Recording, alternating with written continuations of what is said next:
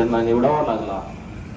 तो का निवडावा लागला तर सरकारचे चुकीचे धोरण, महागाई, शेतकऱ्यांवर लागलेला कर आणि मजुरांची समस्या, या सर्व गोष्टी सरकारने कुठंतरी यावर अभ्यास करावा. आणि या सगळ्या गोष्टी अभ्यास करत असताना काल परवा एक कृषी मंत्र्यांची पण बातमी आली होती की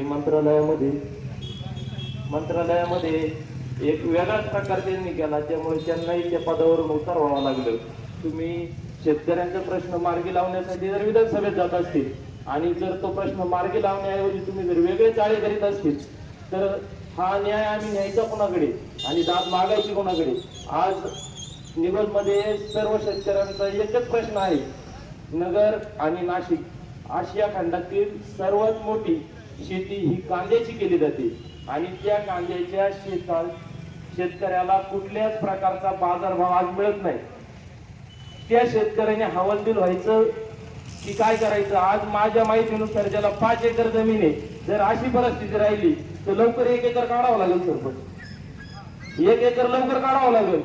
आणि ही यंत्रणा त्याच्यासाठी आहे का काय? हा एक मोठा प्रश्न आहे. शेतकऱ्यांनी जर कर्जबाजारी झाले आणि या जमिनी जर त्यांच्या हातातून गेल्या तर उद्याची पिढी खाणार काय? पूर्वी आजोबा म्हणायचे मला 25 एकर होते, आज 5 एकर आहे, कोणाला 2 एकर आहे, कोणाला 10 एकर आहे. जर या अशी परिस्थिती राहिली तर 1 एकर लवकर काढावं लागेल आणि मागच्या कुठाने मिटवावं लागतील, नाहीतर उद्याची पिढी ही अस्तित्वात राहणार नाही. हा एक खूप मोठा गांभीर्याने घेण्याचा प्रश्न आहे. रुपयेदादांनी हा प्रश्न जरी हातात घेतला असला, आपल्याला वाटत असेल की फक्त काय रुपयेदादा बसला एकट्याला गरज आहे असं काही समजू नका. सर्व शेतकऱ्यांना गरज आहे. सर्व शेतकऱ्यांनी या ठिकाणी या आणि सर्व नेते मंडळींच्या गावातल्या सर्व पदाधिकाऱ्यांना पण विनंती करतो की या सर्व भावना तुम्ही पुढच्या नेत्यांपर्यंत कशा आपल्याला पोहोचवता येतील याच्यावरती पण तुम्ही विचार करा. कारण एक विषय असा आहे की फक्त राबणारा राबतोय, खाणारा फुकट खातोय. राबणारा राबतोय आणि खाणारा फुकट खातोय. आज शेतकऱ्यांची मतदानाची गरज नाहीये का? महाराष्ट्रातल्या पुढाऱ्यांना आहे. शहरामध्ये मतदान जास्त आहे म्हणून तिथं फुकट खायला देऊ नका. आम्ही कष्ट करतोय, आम्हाला माहितीये काय होते, रात्री वाघ किती वाजता येतोय, लाईट किती वाजता येते हे सुद्धा आम्हाला चांगलं माहिती. आणि गणित जर बघितलं ना, हे कुठंच मिळत नाही. शेतकऱ्यांनी केलेल्या कष्टाचे त्याला कधीच पैसे मिळत नाही. जर पैसे मिळत असते तर ही वेळ आज आली नसती. कारण असं आहे, भारतातली निर्यात जर खुली केली तर परदेशात खाणारे भरपूर आहेत. आम्ही आढावा घेतो परदेशातील आमचे जे भारतीय आहेत ना त्यांना विचारतो तुम्ही कांदा काय भावाने घेता?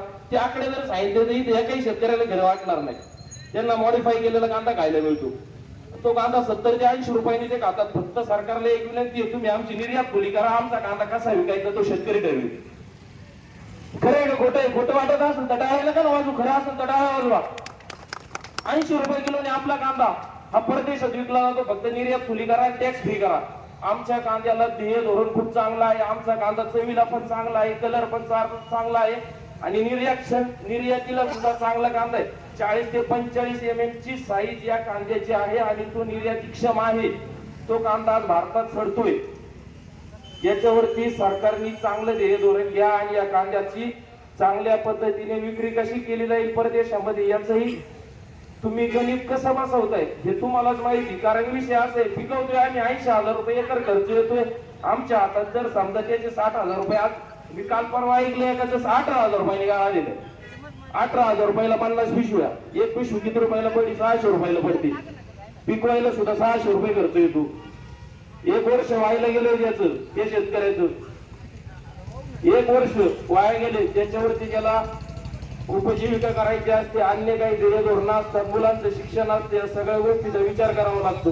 रुपये दादा तुम्ही काळजी करू नका, आम्ही वडनेर ग्रामस्थ आणि आम्ही सर्व शेतकरी तुमच्या बरोबर आहे. कधी अडचण आली तर आम्हाला कळवा. आम्ही तुमच्या ज्यावेळेस आवड येईल त्यावेळेस आम्ही या ठिकाणी येऊ. काय करेल सरकार करून करून उचल मागणी करील, अन्य टोकाला गेल्यानंतर आम्ही आहे, तुम्ही लढा, आमचा पाठिंबा तुम्हाला नेहमी राहील. धन्यवाद.